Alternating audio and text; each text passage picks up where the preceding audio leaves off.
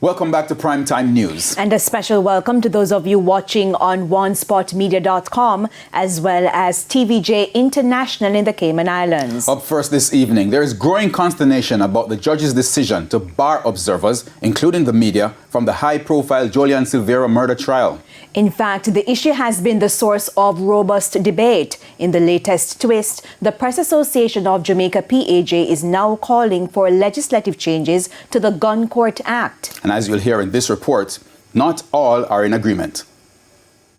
Over the years, media houses have reported verbatim from court proceedings during several murder cases, including gun-related killings and gang shootings. The One Don Gang trial is one of the most recent instances. It's why the decision last week by presiding judge, Justice Vinette Graham Allen, to bar the media and the public from the Julian Silveira murder case has been met with strong opposition. The judge saying last week, one has to exercise discretion in each case. On the weekend, the judiciary doubled down, defending the judge's decision, insisting that it reserves the right to invoke Section 13(1) of the Gun Court Act. Section 13(1) of the Act states that in the interest of public safety or public order, no person shall be present at any sitting of the court except A. Members and officers of the court and any constable or other security personnel required by the court. However, in light of what is believed to be at stake, the Press Association of Jamaica, PAJ, has fired back, calling for a repeal of Section 13(1) of the Gun Court Act. In a statement on Monday, the PAJ argued that exclusion from court for legitimate reasons should be the exception and not the norm, noting that the Silveira trial is a high-profile murder case involving a former member of parliament. The association insists that it's critical that it be open to public scrutiny to help maintain confidence in the justice system in general and in the conduct of this case in particular.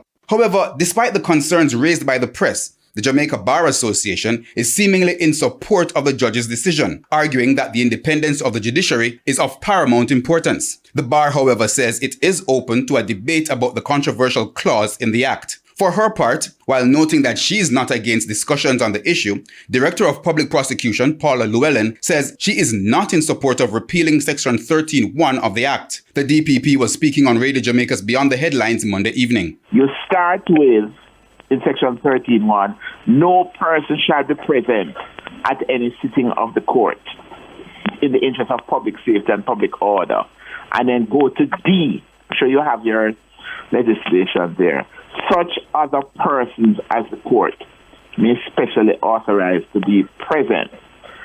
So, what we were considering is that within that D, there is where the media would seek to bring themselves into the framework. The PAJ, however, believes the provision is inconsistent with the Constitution of Jamaica, including the right to due process and the right to freedom of expression, which includes freedom of the press.